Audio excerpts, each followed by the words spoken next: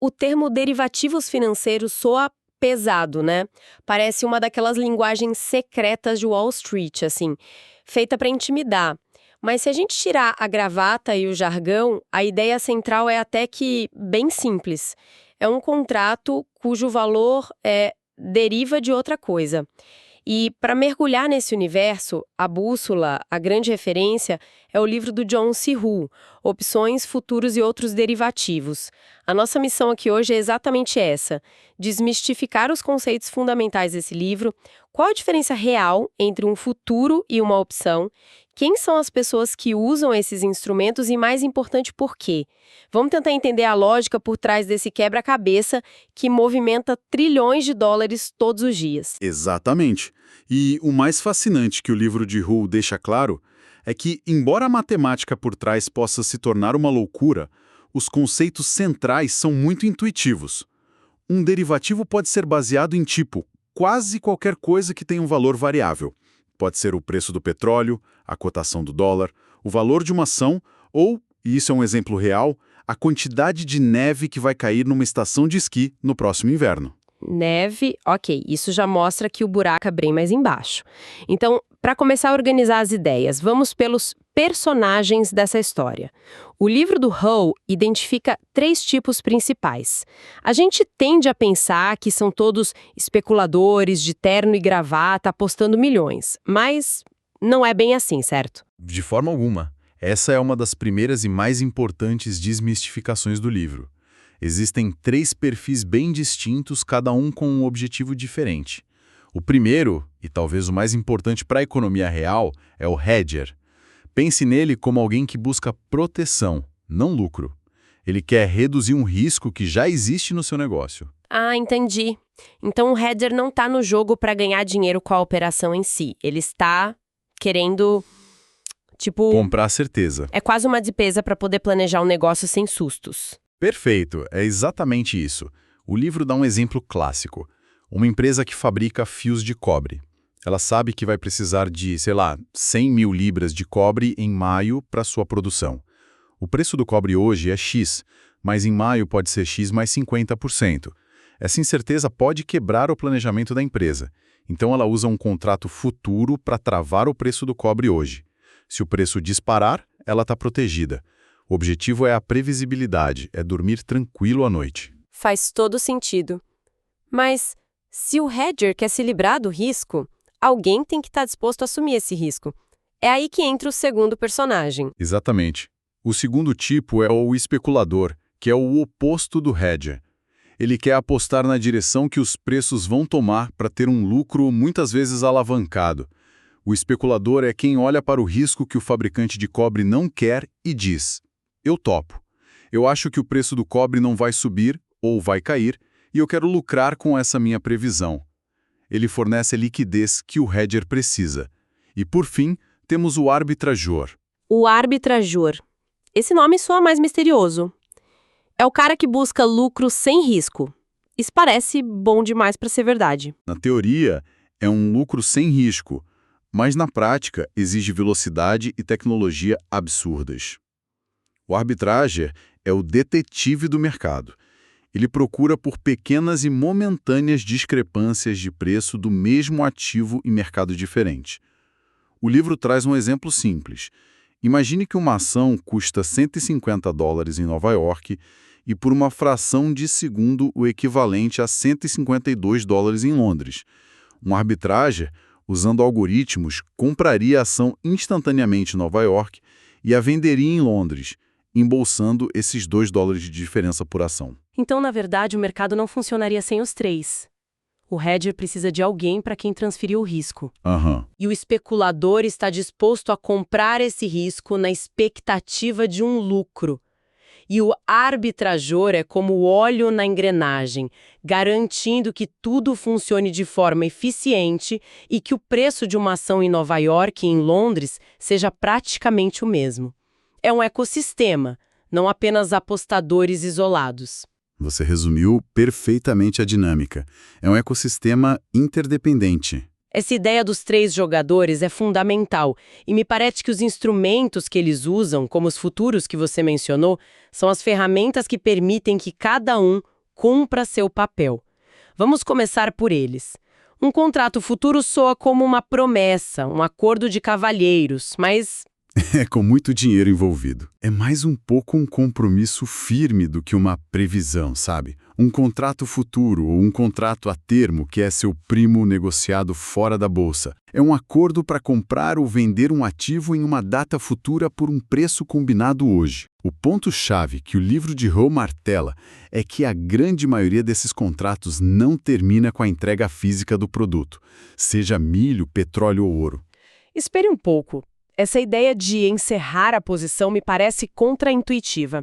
Então, a vasta maioria das pessoas que negocia futuros de soja, por exemplo, não tem a menor intenção de ver um grão de soja na vida. Elas estão puramente no jogo da variação do preço. Exatamente. É o mercado de expectativas de preço. O ativo físico é quase um detalhe técnico para a maioria dos participantes. Se você comprou um contrato futuro se comprometendo a pagar 100 por uma saca de soja em dezembro, e em novembro o preço desse mesmo contrato no mercado já é 110, você pode simplesmente vender um contrato idêntico, zerando sua posição. Você nunca toca na soja, mas embolsa os 10 de diferença. O que importa é o preço que você travou na compra versus o preço que você conseguiu na venda do mesmo contrato antes do vencimento. E como o mercado garante que ninguém vai dar o calote no meio do caminho? Se o preço cai muito, o que impede alguém de simplesmente sumir? Aí entra um conceito fundamental dos mercados futuros que Hull detalha: a liquidação diária, ou o ajuste diário de posições, conhecido no mercado como marking to market. Essa ideia de liquidação diária é interessante. Me parece uma solução de engenharia financeira para um problema muito humano: a confiança.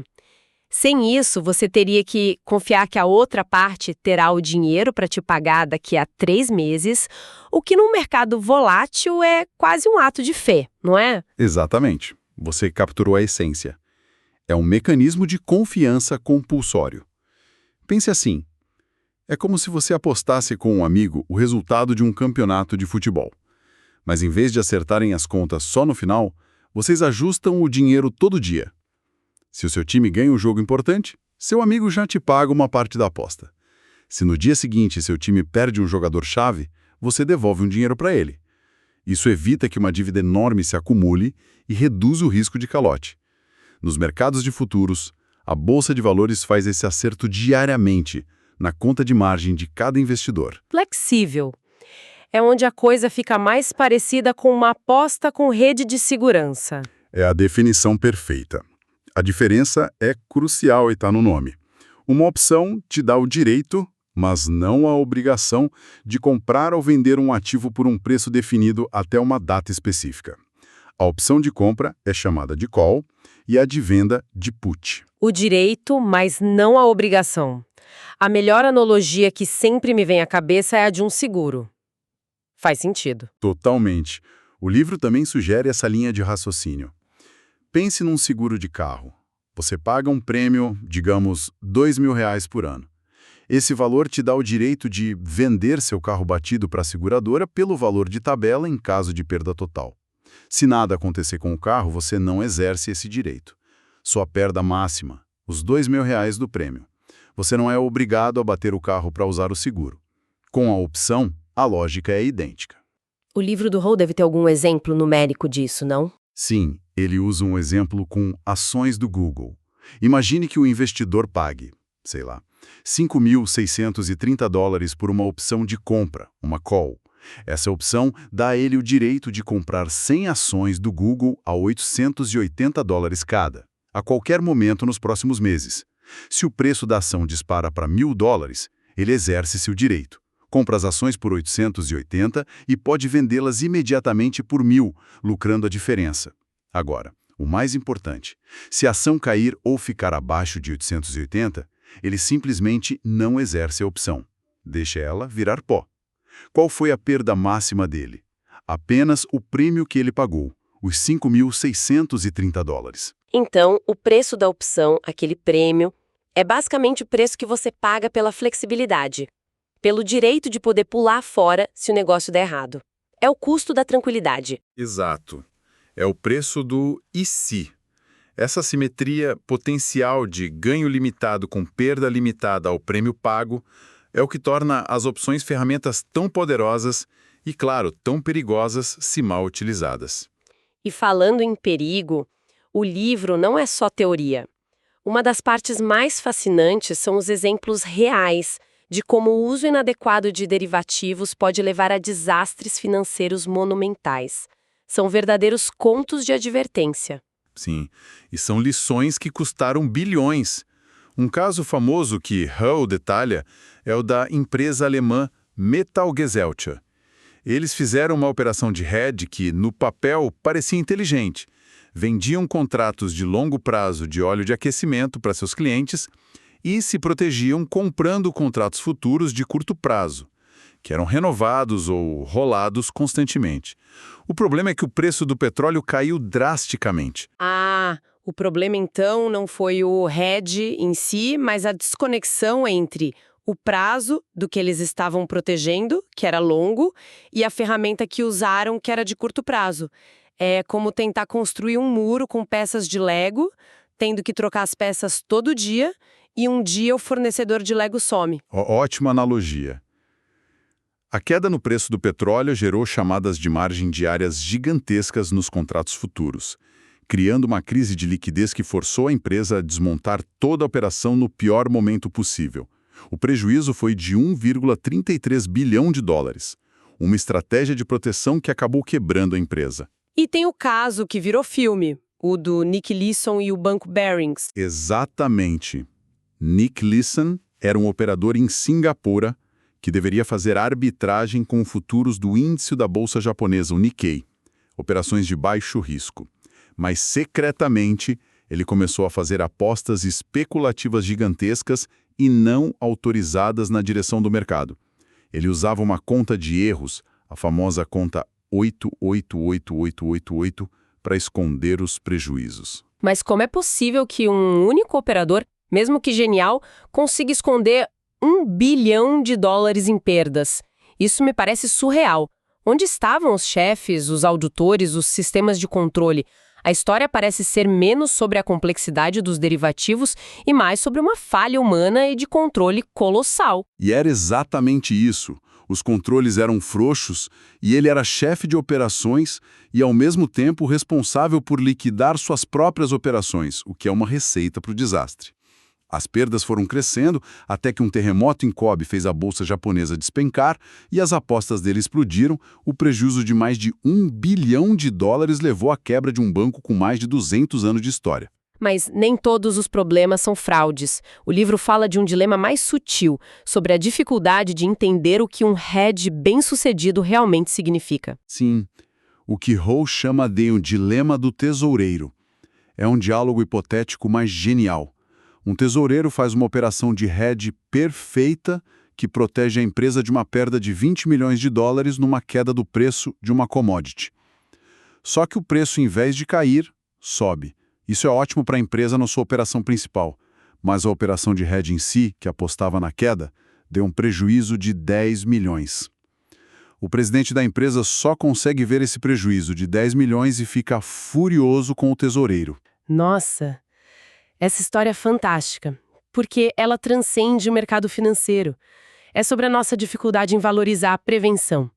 É o mesmo motivo pelo qual ninguém agradece ao engenheiro por um prédio que não caiu. O sucesso de um bom hedge é invisível, é um não-evento. E bônus são pagos por lucros visíveis, não por desastres evitados. Perfeito. O presidente não consegue entender que, sem aquela operação de prejuízo, a empresa estaria exposta a um risco que poderia ter sido fatal.